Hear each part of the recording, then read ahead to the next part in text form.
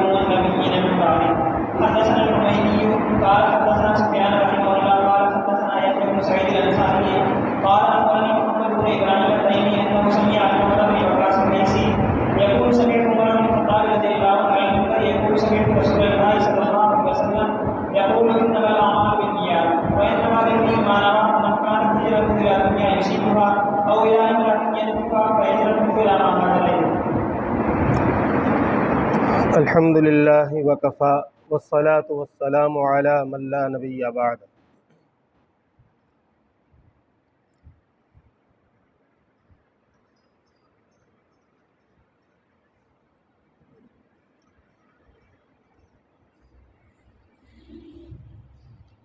اما بعد، اعوذ باللہ من الشیطان الرجیم، بسم اللہ الرحمن الرحیم۔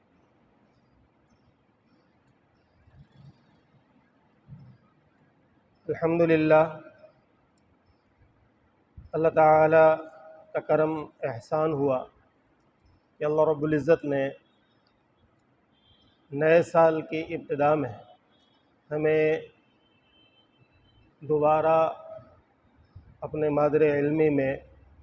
علم دین کے حصول کے لیے جمع ہونے کی توفیق عطا فرمائے۔ سال کا ابتدا ہے اور تمام مدارس میں طلبہ کرام درس نظامی اور شعبہ حفظ میں داخلے لے رہے ہیں اور ایک نئے تعلیمی سال کا آغاز ہو رہا ہے۔ یہ طلبہ کرام کے لیے ایک خوشی کا موقع ہے کہ اللہ رب العزت نے دوبارہ اپنے دین کے لیے منتخب فرمایا اور مدرسے میں آنے کی توفیق عطا فرمائی۔ طلبہ کرام کے لیے خوشی ہے اس اعتبار سے بھی کہ ایک درجے کے امتحان سے فارغ ہو کر وہ اگلے درجے میں آئے ہیں۔ جو طلبہ ثابیہ میں تھے وہ دورہ حدیث میں آ گئے، جو سادسہ میں تھے وہ ثابیہ میں آ گئے، تو ایک منزل انہوں نے طے کی، اگلی منزل کے اندر قدم رکھا ہے۔ تو طلبہ کرام بھی مبارکباد کے مستحق ہیں کہ اللہ رب العزت نے انہیں اپنے دین کے لیے چن لیا ہے، منتخب کیا ہے اپنے دین کے لیے۔ اللہ تعالیٰ نے انہیں مدرسے میں آنے کی توفیق عطا فرمائی، اور اساتذہ کرام بھی مبارکباد کے مستحق ہیں کہ اللہ رب العزت نے طلبہ کرام کو پڑھانے کے لیے اور دین کی خدمت کے لیے منتخب کیا ہے اور مدارس کے ساتھ اساتذہ کرام کو جوڑا ہے۔ جس طرح مدارس میں ترتیب ہے کہ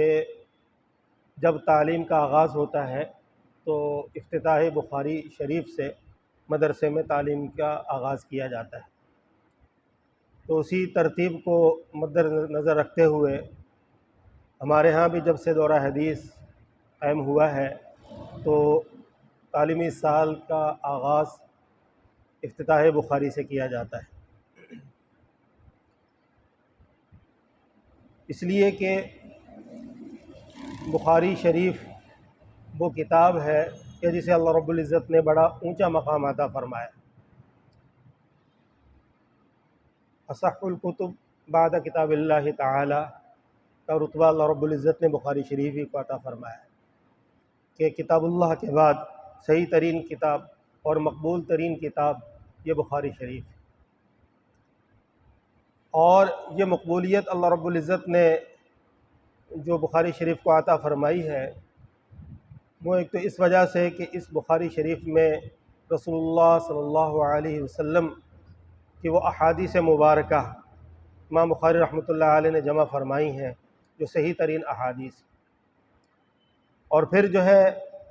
اللہ رب العزت ہی کی طرف سے امام بخاری رحمۃ اللہ علیہ کا انتخاب ہوا، جیسا کہ امام بخاری رحمۃ اللہ علیہ کے حالات میں آپ پڑھتے آئے ہیں، سنتے آئے ہیں کہ امام بخاری رحمۃ اللہ علیہ نے خواب دیکھا تھا، خواب میں امام بخاری رحمۃ اللہ علیہ کو رسول اللہ صلی اللہ علیہ وسلم کی زیارت ہوئی، اور امام بخاری رحمۃ اللہ علیہ کے ہاتھ میں پنکھا ہے، اس سے جو ہے آپ صلی اللہ علیہ وسلم کو ہوا دے رہے اور مکھیاں دور کر رہے ہیں، جس کی تعبیر یہ لی گئی کہ اللہ تعالی امام بخاری رحمۃ اللہ علیہ کو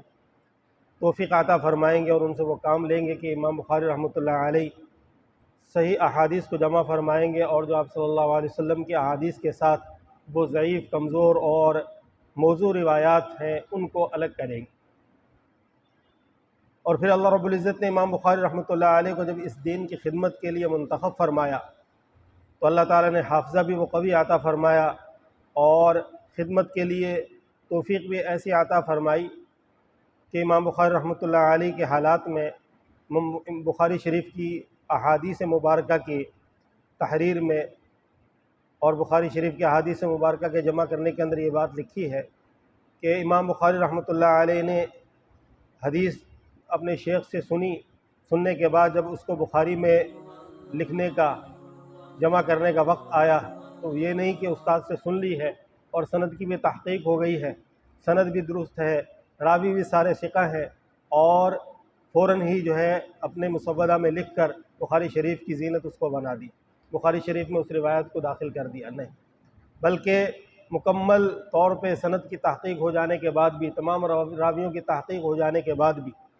پھر بخاری شریف میں اس حدیث کو لانے سے پہلے یہ اہتمام فرماتے ہیں کہ ہر حدیث کے لکھنے سے پہلے غسل فرماتے ہیں، غسل کرنے کے بعد 2 رکعت نماز پڑھتے ہیں اور پھر اللہ تعالیٰ کی طرف مراجعت فرماتے ہیں۔ میں نے ایک بڑے عالم سے یہ بھی سنا کہ یہاں تک فرمایا کہ بیت اللہ کے اندر جو روایات لکھی ہیں تو پہلے روایت لکھنے سے پہلے بیت اللہ کا طواف کرتے ہیں، طواف کرنے کے بعد مقام ابراہیم پر 2 رکعت نماز پڑھتے ہیں، اور اس کے بعد پھر بیت اللہ کے دروازے کے سامنے، باب کعبہ کے سامنے بیٹھ کر اللہ تعالیٰ کے ساتھ مراقبہ کرتے ہیں۔ اس کے بعد پھر جو ہے جب شرح صدر ہو جاتا ہے اور اتنے اہتمام کے بعد پھر اس روایات کو جو ہے بخاری شریف کے اندر لکھتے ہیں۔ اس اہتمام کے ساتھ امام بخاری رحمۃ اللہ علیہ نے روایات کو جمع فرمایا۔ پھر اللہ رب العزت نے وہ مقبولیت عطا فرمائی کہ امام بخاری رحمۃ اللہ علیہ کے حالات میں اور بخاری شریف کے حالات میں یہ بات لکھی ہے، حضرت مروزی رحمۃ اللہ علیہ، ابو زید مروزی رحمۃ اللہ علیہ، یہ شافعی المسلک ہے، اور امام شافعی رحمۃ اللہ علیہ کی کتاب ہے کتاب الام، جو امام شافعی رحمۃ اللہ علیہ نے فقہ کے اندر لکھی، فقی رسائل مرتب کیے ہیں، تو شافعی المسلک ہیں، تو امام شافعی رحمۃ اللہ علیہ کی کتاب الام کا اکثر مطالعہ کیا کرتے تھے۔ تو ایک مرتبہ مطالعہ فرما رہے تھے، مطالعہ فرماتے ہوئے نیند آ گئی اور مطالعہ موقوف کر کے سو گئے۔ سوتے ہوئے اللہ تعالیٰ نے خواب دکھلایا، خواب میں رسول اللہ صلی اللہ علیہ وسلم کی زیارت ہوئی۔ رسول اللہ صلی اللہ علیہ وسلم نے حضرت مروزی رحمۃ اللہ علیہ سے فرمایا کہ مروزی، کب تک امام شافعی کی کتاب الام پڑھتے رہو گے، میری کتاب کیوں نہیں پڑھتے؟ کب تک امام شافعی کی کتاب الام پڑھتے رہو گے، میری کتاب کیوں نہیں پڑھتے؟ تو خواب ہی میں امام حضرت مروزی رحمۃ اللہ علیہ رسول اللہ صلی اللہ علیہ وسلم سے پوچھتے ہیں کہ یا رسول اللہ، آپ کی کتاب کون سی کتاب ہے؟ تو رسول اللہ صلی اللہ علیہ وسلم کے ہاتھ میں بخاری شریف، تو آپ صلی اللہ علیہ وسلم نے فرمایا کہ یہ بخاری میری کتاب ہے، اس کو پڑھو۔ تو یہ مرتبہ اللہ رب العزت نے بخاری شریف کو عطا فرمایا۔ تو علمی سال کی ابتدا بزرگوں کی ترتیب یہی ہے کہ بخاری شریف کے درس کے افتتاح بخاری سے سال کا آغاز کیا جاتا ہے، اور ہم جو سب کے سب جمع ہیں، دور حدیث کے طلبہ ہوں یا نیچے کے دیگر درجات کے طلبہ، ہمارے مدرسے میں داخلہ لینے کا مقصد کیا ہے؟ علم دین کا حصول ہے، کہ ہم علم دین کو حاصل کر لیں، اور احادیث مبارکہ کے اندر آپ پڑھتے آئے ہیں، سنتے آئے ہیں، کس کثرت کے ساتھ علم دین کی فضیلت وارد ہوئی ہے، اور کتنی فضیلتیں روایات میں آئی ہیں۔ یہ ساری کی ساری فضیلتیں اس علم دین کے لیے ہیں،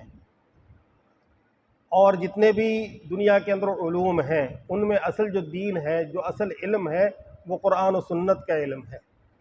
جو مدارس کے اندر پڑھا جاتا ہے۔ باقی دیگر کالج یونیورسٹیوں میں جو علم پڑھایا جاتا ہے اس کو نام تو علم کا دیا گیا ہے، لیکن محققین فرماتے ہیں کہ وہ علم نہیں ہے، ہنر ہے۔ جس علم کی فضیلت احادیث مبارکہ میں وارد ہوئی ہے، جس علم کے حصول کا اللہ اور اس کے رسول نے حکم دیا ہے، وہ علم قرآن و سنت کا علم ہے۔ باقی جو ہے وہ علم نہیں ہے بلکہ فن ہے۔ کالج اور یونیورسٹیوں میں جو پڑھایا جاتا ہے وہ فن پڑھایا جاتا ہے۔ اس علم کے حاصل کرنے کے بعد کوئی علامہ نہیں بنتا، ڈاکٹر بنتا ہے، انجینئر بنتا ہے، کوئی جو ہے زراعت کے پیشے کو اختیار کرتا ہے تو اس کا ایگریکلچر کا علم حاصل کرتا ہے تو وہ جو ہے کھیتی باڑی کا ماہر بن جاتا ہے، کوئی جو ہے کسی مل فیکٹری کا علم حاصل کرتا ہے، کوئی ڈاکٹری کا علم حاصل کرتا ہے، تو وہ ایک فن آ جاتا ہے۔ ڈاکٹر بن گیا تو اس کو جو ہے ایک فن حاصل ہو گیا، یا دیگر انجینئر بن گیا تو اس کو ایک فن آ گیا۔ ان کو نام علم کا دیا گیا ہے، لیکن حقیقت کے اندر وہ فنون ہے، فن ہے۔ جس علم کی فضیلت احادیث میں وارد ہوئی ہے وہ علم قرآن و سنت کا علم ہے، اور یہ علم مدارس میں پڑھایا جاتا ہے، اور وہ طلبہ کرام جو مدارس میں علم قرآن و سنت کا حاصل کرنے آتے ہیں، حقیقی علم کے وارث یہ ہیں، اور حقیقی علم حاصل کرنے والے یہ ہیں۔ تو یہ بڑا اونچا درجہ ہے، بڑا اونچا مرتبہ ہے، اور اللہ رب العزت نے اس کام کے لیے، اس علم کے حصول کے لیے اپنے بندوں میں سے مخصوص بندوں کو منتخب کیا ہے۔ امتحان ہو رہے ہیں 9ویں 10ویں کے، تو خبروں میں دیکھ رہا تھا کہ کروڑ سے اوپر طلبہ کرام ہیں سندھ کے اندر، جو یونیورسٹیوں میں، کالجوں میں، بلکہ اس سال جو صرف 9ویں اور 10ویں کا امتحان دینے والے ہیں، لڑکیاں لڑکے کروڑوں سے اوپر، لیکن مدارس میں بھی پڑھنے والے ہیں، لاکھوں میں تعداد ہے، لیکن میر کو خاص میں آپ مدارس میں دیکھیں تعداد کتنی ہے، اور کالج اور یونیورسٹیوں میں پڑھنے والے طلبہ کی تعداد دیکھیں کتنی۔ تو اللہ تعالیٰ نے اتنے لوگوں میں سے ان طلبہ کرام کو منتخب کیا اپنے دین کے لیے، چن چن کر اللہ رب العزت جس کو پسند فرماتے ہیں کہ میرے دین کی خدمت کرے گا، میرے دین کے لیے کام کرے گا، اس کو اللہ رب العزت توفیق عطا فرماتے ہیں۔ بغیر اللہ کی توفیق سے تو کوئی نہیں آتا۔ اللہ تعالیٰ جسے توفیق عطا فرماتے ہیں، جسے منتخب کرتے ہیں، وہ جو ہے دین حاصل کرنے کے لیے آتا ہے۔ اور پھر علم دین کا جو حصول ہے آج پہلے زمانے کے اعتبار سے انتہائی آسان ہے۔ صحابہ کرام اور پھر بعد میں تابعین، تبع تابعین، جن حضرات نے یہ کتابیں، یہ علم ہم تک پہنچایا ہے، انہوں نے علم کے حصول کے لیے بڑی مشقتیں اٹھائی ہیں۔ آج تو طلبہ کے کرام کے لیے انتہائی آسانیاں ہیں۔ ایک تو علم حاصل کرنے کے لیے ادھر ادھر نہیں جانا پڑتا، کوئی روایت حاصل کرنے کے لیے کسی کو سفر نہیں کرنا پڑتا، بلکہ جس مدرسے میں داخلہ لے لیا وہیں اس کو تمام روایات، تمام احادیث جو ہے وہاں پر اس کو سند کے ساتھ حاصل ہو جائے گی۔ دوسرا جو ہے آج مدارس کے اندر اتنی سہولیات ہیں کہ کوئی مشقت نہیں ہے۔ مدرسے میں طالب علم داخلہ لے لیتا ہے تو کتنی سہولیات ہیں، ٹھنڈا پانی موجود ہے، کھانا بہترین موجود ہے، پنکھے کی ہوا موجود ہے، ساری سہولیات ہیں۔ ان بزرگوں کی جنہوں نے ہم تک یہ علم پہنچایا ہے، یہ کتابیں لکھی ہیں، یہ احادیث جمع کی ہیں، ان کے ذرا حالات کا ہم جائزہ لیں، غور کریں تو کتنی مشقتیں انہوں نے اٹھائی ہیں۔ صحابہ کرام جنہوں نے یہ روایات رسول اللہ صلی اللہ علیہ وسلم سے سنی، حاصل کی، انہوں نے کتنی مشقتیں اٹھائی ہیں۔ حضرت ابو ہریرہ رضی اللہ تعالی عنہ، ان کے حالات آپ سن چکے ہیں، پڑھ چکے ہیں کہ انہوں نے سب کچھ قربان کر دیا تھا، کوئی کام کاج نہیں کرتے تھے، ہر وقت جو ہے اصحاب صفہ میں شامل تھے، رسول اللہ صلی اللہ علیہ وسلم کی خدمت میں حاضر رہتے تھے علم دین کے حصول کے لیے، کہ آپ صلی اللہ علیہ وسلم سے کوئی روایت آپ صلی اللہ علیہ وسلم ارشاد فرمائیں اور جو ہے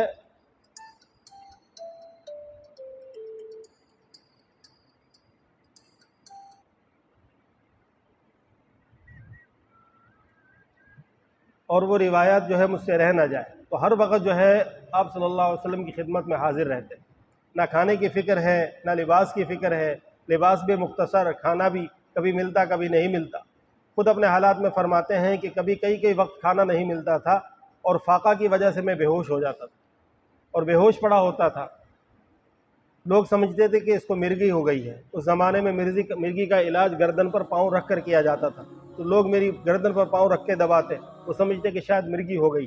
تو فرماتے ہیں کہ مرگی نہیں تھی بلکہ فاقہ کی وجہ سے بے ہوشی ہو جاتی۔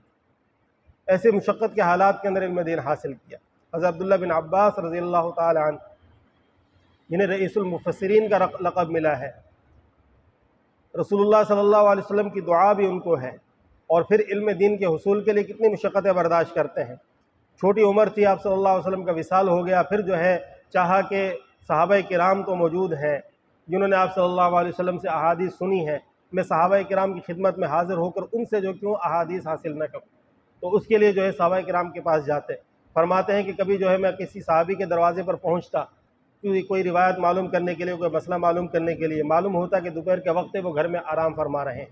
تو میں استاد کے ادب کو مد نظر رکھتے ہوئے، استاد کے ادب کا لحاظ کرتے ہوئے دروازہ نہیں بجاتا تھا،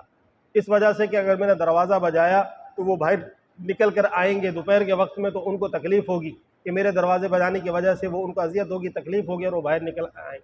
اس لیے میں دروازہ نہیں بجاتا تھا بلکہ ان کے دروازے پر بیٹھ جاتا، انتظار کرتا کہ جب وہ خود ہی باہر آئیں گے تو ان سے میں مسئلہ پوچھوں گا، ان سے وہ روایت معلوم کروں گا۔ تو فرماتے ہیں کبھی جو ہے سخت گرمی کے اندر ہوا تیز چل رہی ہوتی اور جو ہے پورے بدن کے اوپر جو ہے مٹی اور ریت جو ہے جم جاتا تھا، تہ جم جاتی تھی ریت، اور پھر جب جو ہے وہ عصر کے وقت آرام سے فارغ ہو کے باہر نکلتے تو میں ان سے کوئی مسئلہ جو پوچھنا ہوتا، جو روایت پوچھنی ہوتی وہ پوچھتا، تو وہ مجھے کہتے کہ اے رسول اللہ صلی اللہ علیہ وسلم کے چچا کے بیٹے، آپ نے مجھے پہلے کیوں نہیں بتلا دیا، پہلے مجھے کیوں نہیں بلا لیا؟ تو فرماتے میں کہتا کہ جو ہے نا اس وجہ سے کہ جو ہے نا آپ کو تکلیف نہ ہو، اس ارادے۔ تو اس طرح جو ہے مشقتیں اٹھانے والے حضرت جابر رضی اللہ تعالیٰ نے ایک روایت کے لیے مدینہ منورہ سے دمشق کا سفر کیا ہے، جو 1400 کلومیٹر کا سفر، اور وہ سفر یہ نہیں ہے کہ جو ہے ریل گاڑی میں جو ہے یا ہوائی جہاز میں جو ہے یا کار میں تھا، گھوڑے پہ گئے ہوں گے یا اونٹ پر، تو اتنا لمبا سفر 1400 کلومیٹر تھوڑا نہیں ہے، یہاں سے لاہور چلے جاؤ تقریباً یہ وہ بھی کم بنتا ہے شاید، تو اتنا لمبا سفر جو ہے وہ کر رہے ہیں ایک روایت کو حاصل کرنے کے لیے۔ اور خود امام بخاری رحمۃ اللہ علیہ کے حالات آپ پڑھیں گے جو ہے کہ کتنے سفر انہوں نے کیے ہیں، کتنے مشقتیں اٹھائیں، اتنی مشقتوں کے بعد جو ہے یہ احادیث، یہ علم دین ہم تک پہنچا ہے، اور آج اللہ رب العزت نے ہمیں جب توفیق عطا فرمائی ہے اس علم دین کے حصول کے لیے، تو ہمیں اس کی قدر کرنی ہے، ہمیں اس کے مکمل آداب کی رعایت کرنی ہے، خصوصاً بخاری شریف پڑھنے والے طلبہ کرام اور عموماً دیگر تمام طلبہ کرام آداب کا انتہائی خیال رکھیں کہ بغیر وضو کے درسگاہ میں نہ بیٹھیں۔ مشکات والے طلبہ کرام بھی حدیث پڑھ رہے ہیں وہ بھی، اور دورہ حدیث والے بھی حدیث پڑھ رہے ہیں وہ بھی، اور دیگر درجات کے اندر جو طلبہ کرام ہیں، چاہے وہ تفسیر کا سبق ہو یا فقہ کا سبق ہو یا دیگر کتابوں کا، اہتمام کریں کہ بغیر وضو کے درسگاہ میں نہ بیٹھیں، باوضو بیٹھنا ہے۔ امام بخاری رحمۃ اللہ علیہ نے تو ایک ایک روایت کو لکھنے کے لیے غسل کیا ہے، ہم پڑھنے کے لیے کم سے کم وضو تو کر کے بیٹھیں، بغیر وضو کتاب کو ہاتھ نہ لگائیں، باوضو بیٹھیں، وضو ٹوٹ گیا ہے تو اہتمام کریں کہ وضو کر کے آئیں۔ اسی طرح دیگر نچلے درجات کے جو طلبہ ہیں، مشکات والے یا نچلے درجات کے، وہ بھی اہتمام کریں کہ درسگاہ کے اندر باوضو بیٹھیں۔ طلبہ یہ تو دیکھتے ہیں کہ جب تفسیر کا گھنٹہ ہو رہا ہے تو اہتمام کے ساتھ وضو کرتے ہیں کہ قرآن کو ہاتھ لگانا پڑے گا، باقی جو ہے گھنٹوں کے اندر وضو کا اہتمام نہیں کرتے۔ ٹھیک ہے، آپ فقہ کی کتاب کو ہاتھ لگا رہے ہیں، بغیر وضو کے ہاتھ لگانا جائز ہے، یا جو ہے دیگر کتابیں ہیں ان کو ہاتھ لگانا جائز ہے، لیکن ادب تو یہی ہے نا، جواز اور عدم جواز کا مسئلہ نہیں ہے، ایک ادب ہے، بندہ جتنا ادب کرے گا اتنا اللہ رب العزت اس کو نوازیں گے، تو باوضو بیٹھنے کا اہتمام کریں۔ اور پھر جو ہے امام بخاری رحمۃ اللہ علیہ نے ہر حدیث کے لکھنے کے وقت جو ہے 2 رکعت نماز پڑھی ہے، تو ہمیں بھی چاہیے تھا کہ جو ہے نا ہر حدیث کے وقت 2 رکعت پڑھتے، پھر اس حدیث کو پڑھتے، لیکن ہم کمزور ہیں، اتنا اہتمام تو ہم سے نہیں ہو سکتا کہ ہر روایت کو پڑھنے کے وقت ہم 2 رکعت پہلے پڑھیں پھر روایت کو پڑھیں، لیکن کم سے کم اتنا اہتمام تو ہم کر سکتے ہیں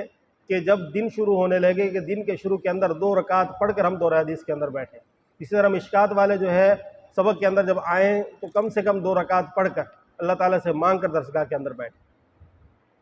اور اس کے ساتھ ساتھ درود شریف کا اہتمام ہو، درود شریف کا اہتمام، دورے والے مشکات والے درود شریف کا کثرت سے اہتمام کریں۔ ایک تو روایات جب پڑھ رہے ہیں ساتھ میں درود شریف کا اہتمام ہو، دوسرا دن میں کثرت کے ساتھ درود شریف کا اہتمام ہو، کیونکہ یہ روایات کیا ہیں؟ یہ رسول اللہ صلی اللہ علیہ وسلم کی زبان مبارک سے، آپ صلی اللہ علیہ وسلم کے ہونٹوں سے نکلے ہوئے پھول ہیں جو صحابہ کرام نے چنے ہیں، اور چن چن کر جو ہے تابعین تبع تابعین کے ذریعے سے یہ پھول ہم تک پہنچے، اور پھر جو ہے رسول اللہ صلی اللہ علیہ وسلم کی روایت ہم تک پہنچی ہے سند متصل کے ساتھ۔ پھر ہم اس روایات کو پڑھیں، سنیں، اور جو ہے پھر رسول اللہ صلی اللہ علیہ وسلم پر درود نہ پڑھیں تو ہماری بڑی کم بختی بد نصیبی ہوگی۔ جبکہ رسول اللہ صلی اللہ علیہ وسلم تو ارشاد مبارک کہ جو مجھ پر درود نہ پڑھے تو اس کو آپ صلی اللہ علیہ وسلم نے بخیل فرمایا ہے، بخیل ہے جو درود نہ پڑھے۔ تو درود کا اہتمام ہو کثرت کے ساتھ، صبح شام درود کا اہتمام کیا کریں، اور جب درسگاہ کے اندر بیٹھیں تو جب تک استاد نہیں آیا ہے، بجائے اس کے کہ ہم جو ہے فضول گپ شپ کے اندر مشغول ہوں تو بیٹھے ہوئے درود شریف کا اہتمام کریں، اپنا مطالعہ کریں، نہیں مطالعے کو دل کر رہا تو بیٹھے بیٹھے جو ہے درود شریف کثرت کے ساتھ پڑھا کریں، اللہ کا ذکر کیا کریں۔ حافظ ابن حجر عسقلانی رحمۃ اللہ علیہ، جس کا بخاری شریف کے اندر بڑا اہم کردار ہے، بڑا کام اللہ رب العزت نے ان سے لیا ہے، تو ابن حجر عسقلانی رحمۃ اللہ علیہ کے حالات میں لکھا ہے، فرمایا کہ جب وہ لکھ رہے ہوتے تھے، لکھنے کے دوران اس وقت ہمارے زمانے والے یہ قلم تو نہیں تھے، لکڑی کا قلم ہوتا تھا، اس کو جو ہے سیاہی کے اندر ڈبو ڈبو کر اس سے لکھا جاتا تھا، تو لکھتے لکھتے جب وہ قلم کی نوک گھس جاتی تھی تو اس کو بنانے کے لیے چاقو سے اس کی نوک چھلنی ہوتی تھی، تو جب لکھتے لکھتے اس کی نوک خراب ہو جاتی تھی، جیسے ہم پینسل کی نوک ختم ہو جاتی ہے تو اس کو شارپنر سے ٹھیک کرتے ہیں، تو اس وقت جو ہے وہ لکڑی کا قلم ہوتا تھا۔ اب بھی پہلے زمانے کے اندر، ہمارے زمانے میں وہ تختیاں لکھا کرتے تھے تو لکڑی کے قلم بنایا کرتے تھے، ہم شہزادپور میں پڑھتے تھے، ہمیں خطاطی سکھاتے تھے تو وہ لکڑی کی تختی ہوتی تھی اور لکڑی کا قلم ہوتا تھا، اس کو چھیل کے بہترین طریقے سے جو ہے اس کو خطاطی سکھایا کرتے تھے۔ اب تو اس کا رواج ہی ختم ہو گیا ہے۔ تو وہ لکڑی کا جو قلم ہوتا تھا لکھنے کے لیے، اس کی جو نوک ہوتی تھی وہ جب لکھتے لکھتے خراب ہو جاتی تو اس کو چاقو سے درست کرنا پڑتا تھا، تو اتنا سا جو وقت ہوتا تھا اس کو درست کرنے کا، وہ بھی ابن حجر عسقلانی رحمۃ اللہ علیہ خالی نہیں چھوڑتے تھے، اس کے وقت بھی جو ہے ذکر کے اندر مشغول رہتے تھے، اس وقت بھی ذکر اللہ کا اہتمام فرماتے تھے، یعنی کہ وہ وقت بھی جو ہے وہ بھی خالی نہ ہو، اس کے اندر بھی اللہ تعالیٰ کے ذکر کا اہتمام۔ تو اللہ تعالیٰ کی توفیق سے اللہ رب العزت نے ہمیں اپنے دین کے لیے چنا ہے، منتخب کیا ہے، تو ہم اس کی قدر کریں، تمام آداب کی رعایت کرتے ہوئے۔ اساتذہ کرام بھی جو ہے درسگاہ کے اندر جو ہے طلبہ کرام کو آداب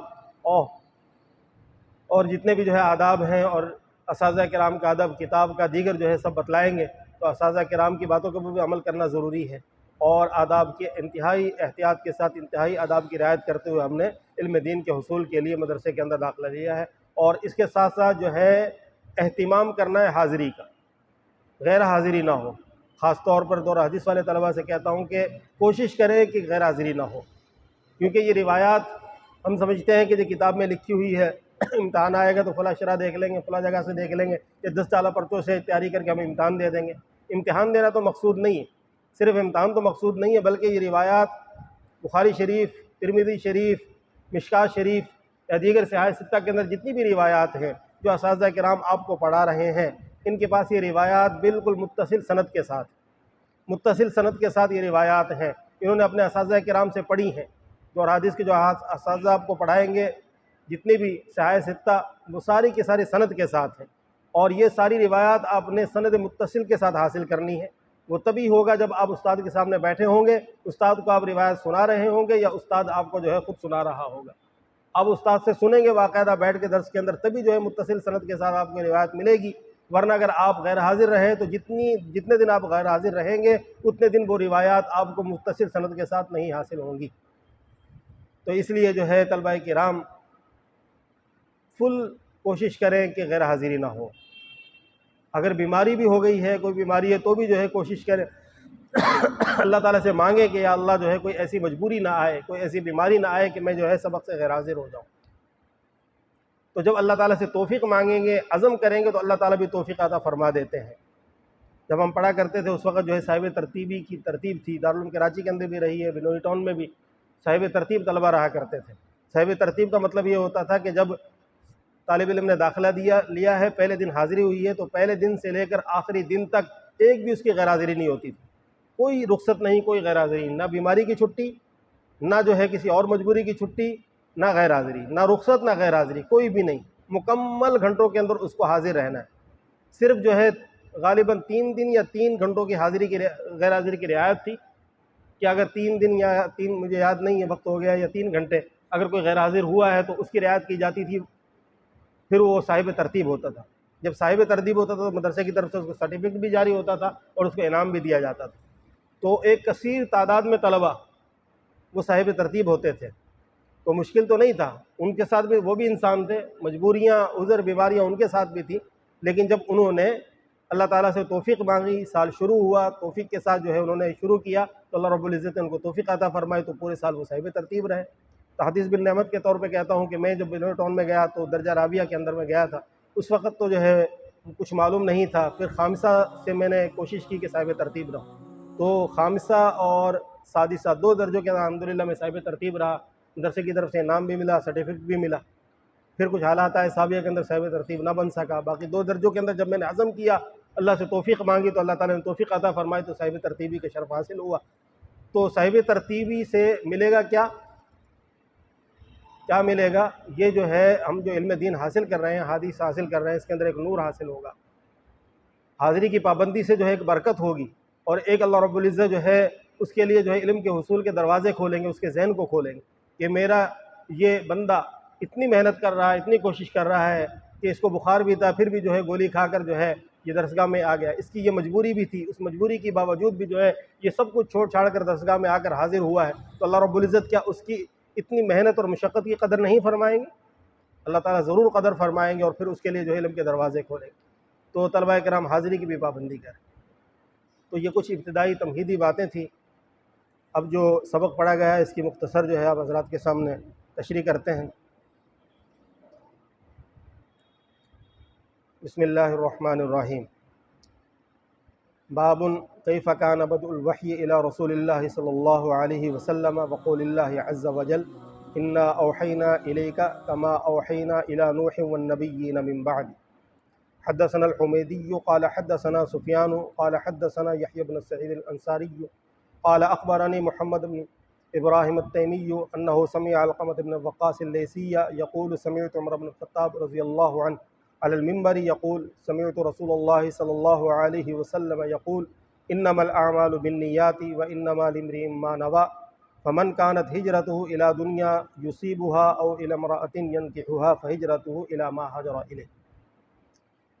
امام بخاری رحمۃ اللہ علیہ نے اپنی کتاب کی ابتدا بسم اللہ الرحمن الرحیم سے فرمائی ہے۔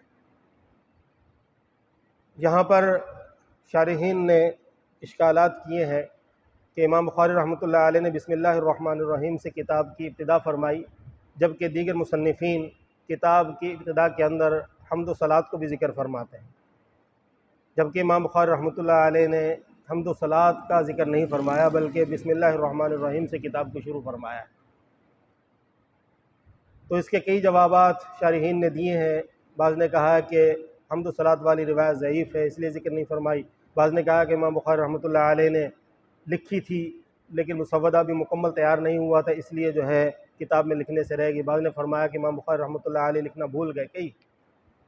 لیکن اس کے اندر جو ہے 2 توجیحات زیادہ قرین قیاس ہیں۔ ایک تو یہ کہ روایات کے اندر جہاں پر بسم اللہ الرحمن الرحیم سے محتم شان کام کے شروع کرنے کا ذکر ہے، اور وہیں ایک روایت میں الحمدللہ سے بھی کرنے کا ذکر ہے، لیکن یہ کہیں ذکر نہیں ہے کہ باقاعدہ تحریر میں لایا جائے،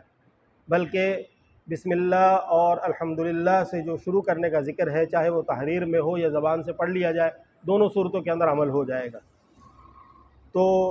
امام بخاری رحمۃ اللہ علیہ نے بسم اللہ الرحمن الرحیم تو تحریر میں لکھ دی، لیکن الحمدللہ کتاب کے شروع کرنے سے پہلے زبان سے پڑھ لی ہو تو بھی عمل ہو گیا۔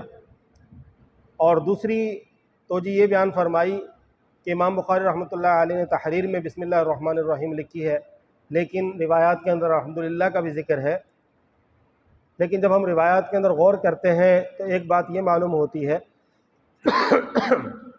کہ جہاں پر تحریر ہوتی ہے، لکھا جاتا ہے، تو وہاں ابتدا بسم اللہ الرحمن الرحیم سے ہوتی ہے، اور جہاں پر خطابت، تقریر اور بیان ہوتا ہے وہاں پر ابتدا الحمدللہ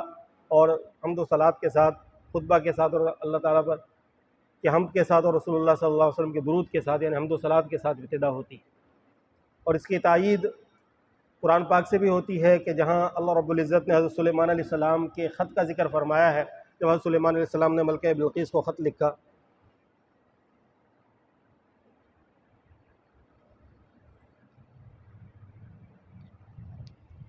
تو انہ من سلیمان و انہ بسم اللہ الرحمن الرحیم اللہ تعالی علیہ واتونی مسلمین، تو ابتدا بسم اللہ الرحمن الرحیم سے فرمائی۔ ایسے ہی رسول اللہ صلی اللہ علیہ وسلم نے جو مکاتب خطوط لکھے ہیں، بھیجے ہیں بادشاہوں کو، ان کی ابتدا بھی بسم اللہ الرحمن الرحیم سے، اور جہاں آپ صلی اللہ علیہ وسلم خطبہ ارشاد فرماتے تو حمد و صلات کا ذکر ہوتا۔ اس لیے دونوں روایتیں ہیں، الحمدللہ سے بھی شروع کرنے کی روایت ہے اور بسم اللہ سے بھی شروع کرنے کی روایت ہے، لیکن علماء نے دونوں روایتوں کے اندر تطبیق یہ دی ہے کہ جہاں پر خطبہ ہو، تقریر ہو، بیان ہو، تو وہاں ابتدا حمد و صلات کے ساتھ ہو، اور جہاں پر تحریر ہو تو تحریر کے اندر ابتدا بسم اللہ کے ساتھ ہو۔ امام بخاری رحمۃ اللہ علیہ نے چونکہ کتاب لکھی ہے، یہ تحریر ہے، تو بجائے الحمدللہ کے حمد و صلات کے بسم اللہ الرحمن الرحیم سے کتاب کی ابتدا فرمائی۔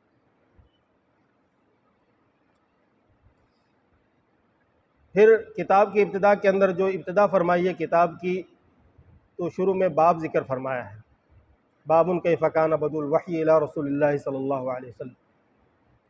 جبکہ دیگر مصنفین جو اپنی کتاب کو شروع فرماتے ہیں تو کتاب ہوتی ہے، کتاب الطہارت، کتاب الایمان، کتاب العلم، لیکن امام بخاری رحمۃ اللہ علیہ نے کتاب کو ذکر نہیں فرمایا بلکہ باب۔ اس کی وجہ یہ بیان فرمائی کہ امام بخاری رحمۃ اللہ علیہ یہاں پر جو باب لے کر آئے ہیں وہ وحی اور وحی کی کیفیات سے متعلق۔ کتاب وہاں ہوتی ہے جہاں پر کتاب کے اندر کئی قسم کے مضامین جمع ہوں، اور ان مضامین کو پھر مختلف ابواب کے تحت ذکر کیا جاتا ہے، تو وہاں پر کتاب ہوتی ہے، جیسے کتاب الطہارت، کتاب العلم، کتاب الصلاۃ۔ لیکن جہاں پر ایک ہی قسم کا مضمون ہو تو وہاں پر کتاب کی ضرورت نہیں ہوتی، اس کے لیے بس باب ہی کافی۔ تو چونکہ امام بخاری رحمۃ اللہ علیہ نے وحی کی کیفیت اور وحی کے کو بیان فرمانا تھا،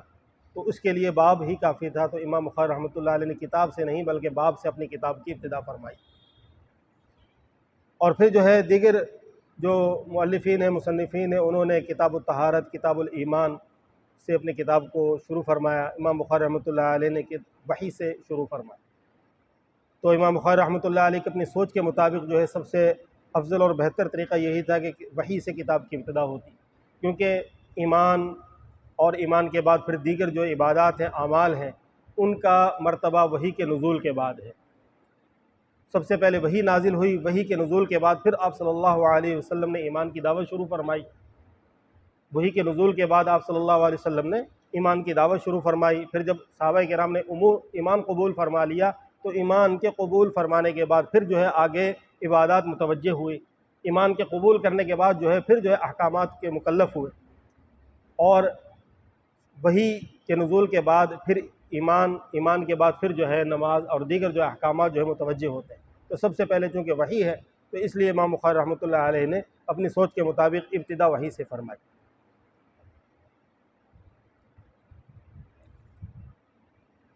باب کیف کان بدء الوحی الی رسول اللہ صلی اللہ علیہ وسلم، یہ باب اس کے پڑھنے کے یہاں پر اور آگے جتنے بھی ابواب امام بخاری رحمۃ اللہ نے قائم فرمائے ہیں، تین طریقے ہیں، تین طرح سے یہ باب پڑھا جاتا ہے، ایک تو تنوین کے ساتھ بابن، اور دوسرا مرفوع بابو، اور تیسرا سکون کے ساتھ باب۔ کتاب میں آپ دیکھ رہے ہیں کہ تینوں طرح کے اعراب لگے ہوئے ہیں، بابو، بابن اور باب۔ بابن اگر پڑھا جائے گا تو یہ خبر ہوگی مبتدا محذوف کی، ھذا بابن، اور اس کو اگر بابو پڑھا جائے تو اس صورت میں یہ مضاف ہوگا، آگے کیف کان بدء الوحی الی رسول اللہ صلی اللہ علیہ وسلم، یہ پورا جملہ مضاف الیہ ہوگا۔ کیفہ چونکہ صدارت کلام کو چاہتا ہے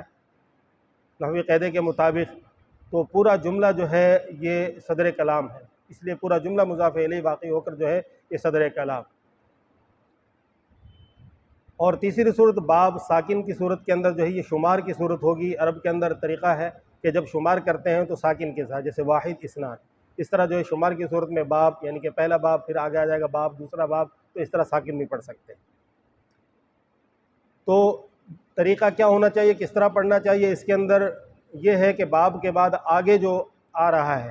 یہ اگر مکمل جملہ ہے تو اس صورت میں تو بابن پڑھنا چاہیے، ھذا بابن مبتدا خبر ہو جائے گا، پھر آگے مکمل جملہ مستقل جملہ ہے۔ اور اگر جو ہے مرکب تام نہ بلکہ مرکب ناقص ہو تو اس صورت میں پھر بابو پڑھا جائے، مضاف آگے مضاف الیہ بن جائے۔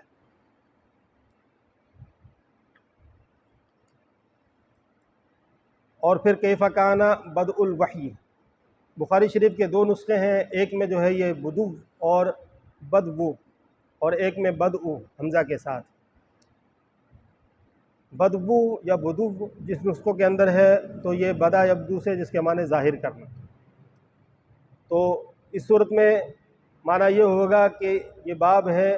کہ کس طرح رسول اللہ صلی اللہ علیہ وسلم پر وحی کا ظہور ہوا، وحی کس طرح ظاہر ہوئی آپ صلی اللہ علیہ وسلم۔ اور مشہور جو نسخہ ہے اس کے اندر بدء الوحی، تو یہ فتح یفتح سے ابتدا کے معنی میں ہے کہ کس طرح رسول اللہ صلی اللہ علیہ وسلم پر وحی کی ابتدا ہوئی۔ اگر پہلے نسخے کے مطابق بدا یبدو کے معنی ظاہر کرنا ہو تو اس صورت میں پھر امام بخاری رحمۃ اللہ علیہ اس ترجمۃ الباب کے تحت جتنی بھی روایات، 6 روایات امام بخاری رحمۃ اللہ علیہ اس باب میں ذکر فرمائی ہیں، تو تمام روایات بالکل ترجمۃ الباب کے مناسب ہیں، مطابق ہیں، کہ تمام روایات میں رسول اللہ صلی اللہ علیہ وسلم پر وحی کے ظہور کا ذکر ہے کہ کس طرح آپ صلی اللہ علیہ وسلم پر وحی ظاہر ہوئی۔ اور اگر جو ہے دوسرا نسخہ ہو جس کے اندر بدا ابتدا کے معنی میں کہ کس طرح رسول اللہ صلی اللہ علیہ وسلم پر وحی کی ابتدا ہوئی، تو اس صورت میں اس باب کے اندر 6 روایات میں جو تیسری روایت ہے اس میں تو آپ صلی اللہ علیہ وسلم پر وحی کی ابتدا کا ذکر ہے کہ آپ صلی اللہ علیہ وسلم پر وحی کی ابتدا کس طرح ہوئی۔ باقی جو 5 روایات ہیں ان میں وحی کی ابتدا کا ذکر نہیں ہے، تو اس صورت میں پھر اشکال واقع ہوگا کہ امام بخاری رحمۃ اللہ علیہ کے ایک روایت تو ترجمۃ الباب کے مناسب ہے، مطابق ہے، باقی 5 روایات جو ہے ترجمۃ الباب کے مطابق نہیں ہے کہ ان کے اندر وحی کی ابتدا کا تو ذکر نہیں ہے، جبکہ امام بخاری رحمۃ اللہ نے جو باب باندھا ہے وہ وحی کی ابتدا سے متعلق ہے، جبکہ 5 روایات میں وحی کی ابتدا کا ذکر نہیں۔ تو اس کے بھی جو ہے شارحین نے کئی جوابات ارشاد فرمائے ہیں، اس میں راجح اور بہتر جو 2 جواب ہیں، ایک تو یہ کہ ابتدا کا جو ذکر ہے اس سے مراد ایک ابتداء حقیقی ہے، ایک ابتداء اضافی۔ ابتداء حقیقی تو یہ ہے کہ ابتدا کا پہلا نقطہ جیسے ہی ابتدا ہو وہ وقت، اور دوسرا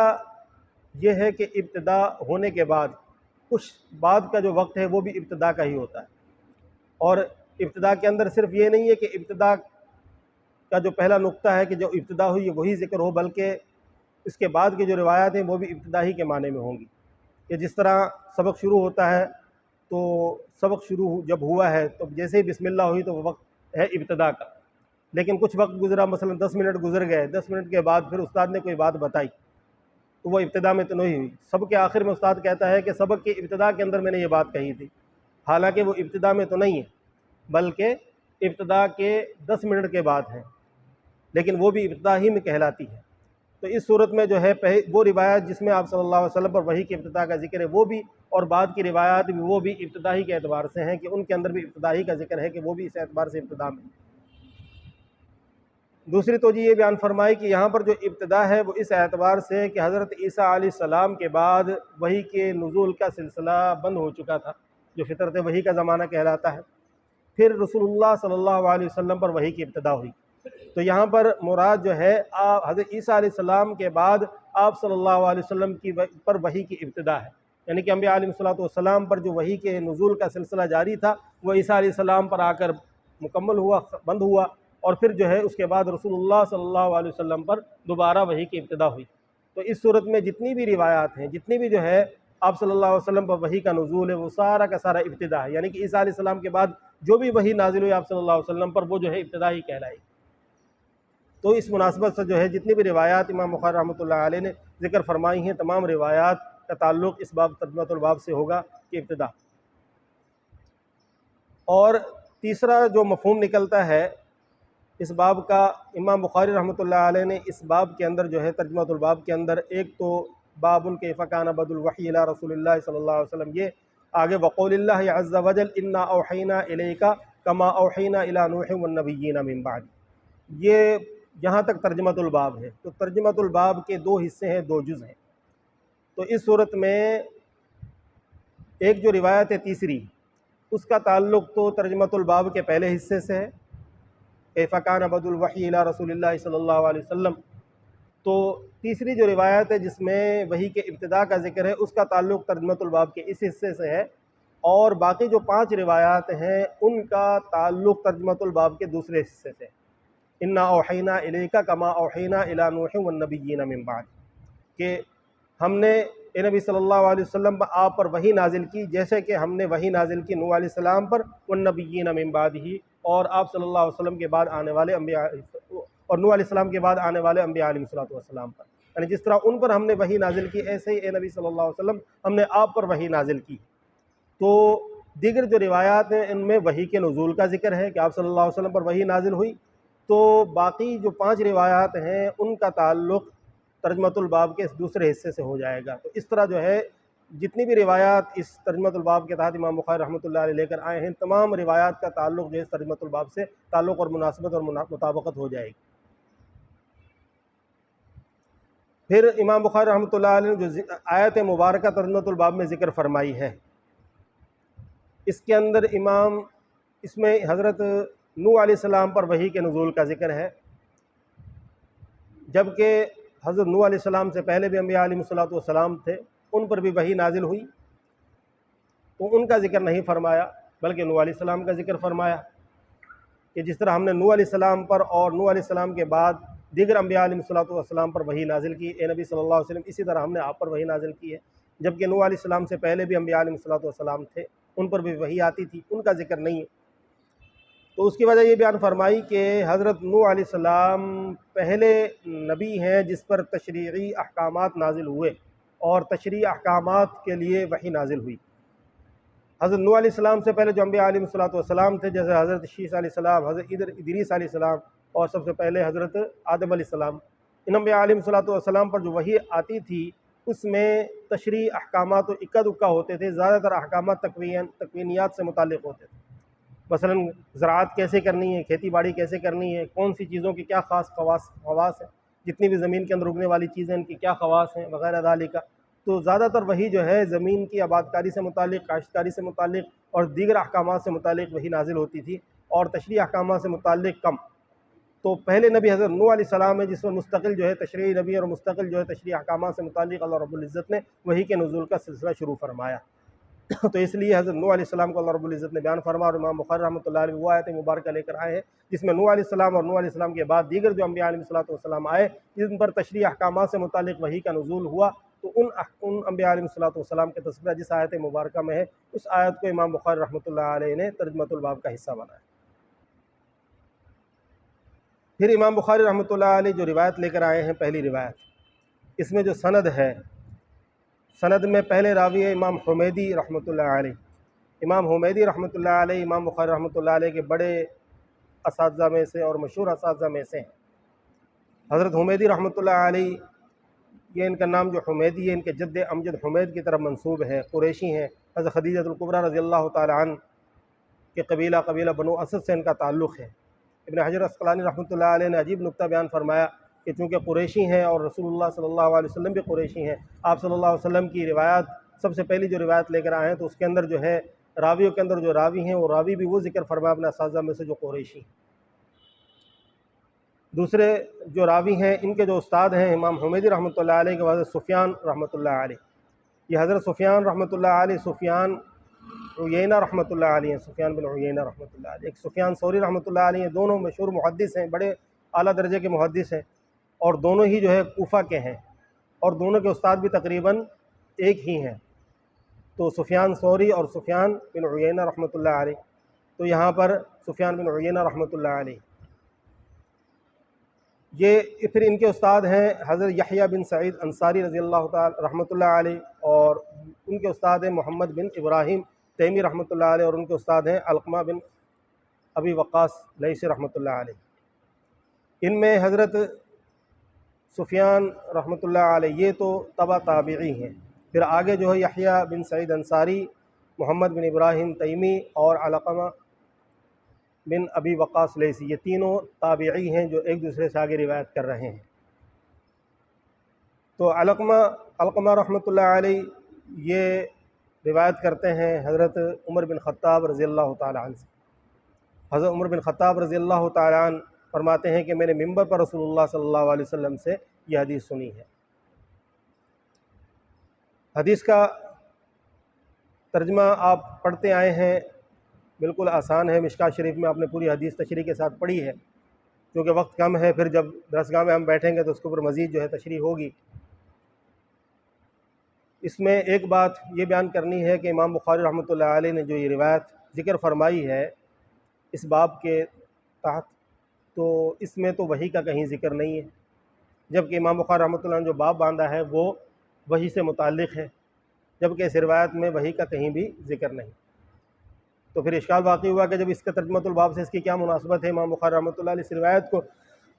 جس میں وحی کے نزول کا ذکر نہیں ہے تو اس کو یہاں پر کیوں ذکر فرمایا باب میں؟ تو جواب یہ ارشاد فرمایا کہ امام بخاری رحمۃ اللہ علیہ نے یہ روایت جو ذکر فرمائی ہے وہ استحضار کے لیے، کہ میں جو کتاب شروع کرنے لگا ہوں اس کے اندر نیت کی درستگی ضروری ہے، نیت کا اخلاص ضروری ہے، اخلاص نیت کے ساتھ کام کرنا ضروری ہے۔ خود اپنا استحضار بھی مقصود ہے، اور آگے طلبہ کرام اور جو پڑھیں گے اس کتاب کو ان کے لیے بھی استحضار مقصود ہے کہ جب اس کتاب کو شروع کریں تو للہیت، اخلاص نیت سامنے ہو، اس کا استحضار ہو، بالکل اخلاص نیت کے ساتھ، نیت کے اخلاص کے ساتھ اس کتاب کو شروع کریں۔ تو اس استحضار کے لیے امام بخاری رحمۃ اللہ نے اس روایت کو ذکر فرمایا۔ پھر اشکال ہوا کہ اگر استحضار کے لیے اس کو ذکر فرمانا تھا تو باب کے لیے ساتھ کیوں لے کر آئے، باب سے پہلے ذکر فرماتے، جیسے کہ صاحب مشکوٰۃ نے ذکر فرمایا کتاب العلم کے شروع کرنے، کتاب الایمان کے شروع کرنے سے پہلے جو اس روایت کو لے کر آئے، پھر آگے کتاب الایمان، تو اس طرح جو ہے باب شروع کرنے سے پہلے لے آتے۔ لیکن فرمایا کہ یہ کوئی ایسا اشکال نہیں ہے کہ ضروری نہیں ہے کہ باب کے شروع کرنے سے پہلے لائیں، تو باب کے شروع کرنے کے بعد بھی اگر لے آئے تو اس کے اندر کوئی بڑی بات نہیں ہے۔ تو بہرحال اگر اس کے ترجمۃ الباب سے مناسبت نہیں ہے تو اس کے اندر جو ہے استحضار کے لیے امام بخاری رحمۃ اللہ نے روایت ذکر فرمائی۔ اور پھر بعض شارحین نے جو ہے اس کے جوابات بھی ارشاد فرمائے ہیں اور اس کی مناسبت بیان فرمائی ہے ترجمۃ الباب سے۔ اس میں کئی جوابات ہیں، جس میں ایک جواب جو بالکل قرین قیاس ہے، بہتر ہے، وہ یہ کہ رسول اللہ صلی اللہ علیہ وسلم پر جب وحی کی ابتدا ہوئی تو آپ صلی اللہ علیہ وسلم نے ہجرت فرمائی غار حرا کی طرف، گھر سے آپ صلی اللہ علیہ وسلم نے غار حرا کی طرف ہجرت فرمائی اور آپ صلی اللہ علیہ وسلم غار حرا تشریف لے گئے۔ اور آپ صلی اللہ علیہ وسلم کا غار حرا کے اندر تشریف لے جانا یہ للہیت اور اللہ تعالیٰ کی معرفت کے لیے تھا، تو اس کے اندر اخلاص بھی آیا اور ہجرت بھی آئی کہ آپ صلی اللہ علیہ وسلم نے ہجرت فرمائی غار حرا کی طرف، اور دوسرا آپ صلی اللہ علیہ وسلم کا غار حرا میں تشریف لے جانا، وہاں عبادت کرنا، وہ کیوں تھا؟ للہیت اس میں تھا، اخلاص تھا، سب کچھ تھا۔ تو یہ وحی کی ابتدا کا سبب ہوا آپ صلی اللہ علیہ وسلم کا غار حرا تشریف لے جانا اور وہاں جا کر آپ صلی اللہ علیہ وسلم کی عبادت فرمانا۔ تو اس طرح جو ہے اس کے اندر ہجرت کا بھی ذکر ہے اور اخلاص نیت کا بھی ذکر ہے اس روایت میں، تو اس طرح جو ہے وحی کی ابتدا کے ساتھ اس روایت کی مناسبت ہو جاتی ہے۔ تو اس اعتبار سے اس روایت کی مناسبت بھی ترجمۃ الباب کے ساتھ۔ باقی اس روایت کا ترجمہ اور تشریح چونکہ وقت زیادہ ہو گیا ہے تو انشاءاللہ جب ہم درسگاہ میں بیٹھیں گے تو مزید اس کے اوپر اور مقدمۃ الباب، مقدمۃ الکتاب، مقدمۃ العلم، اس سے متعلق بھی بہت سی باتیں ہیں جو اس محفل میں نہیں ہو سکتی، وہ انشاءاللہ جب ہم درسگاہ میں بیٹھیں گے تو وہاں دور حدیث کے طلباء سے وہ باتیں ساری انشاءاللہ ہوں گی۔ پھر آگے جو ہے کتاب کی ابتدا ہو چکی ہے، پھر اس کے بعد مقدمۃ الکتاب، مقدمۃ العلم کے بعد پھر انشاءاللہ آگے کتاب کی ابتدا ہوگی۔ اللہ تعالی عمل اور سمجھ کی توفیق عطا فرمائے۔ اب حسین صاحب دعا فرماتے ہیں، آ جائیں۔ حسبی اللہ و نعم الوکیل، نعم المولا و نعم النصیر، حسبی اللہ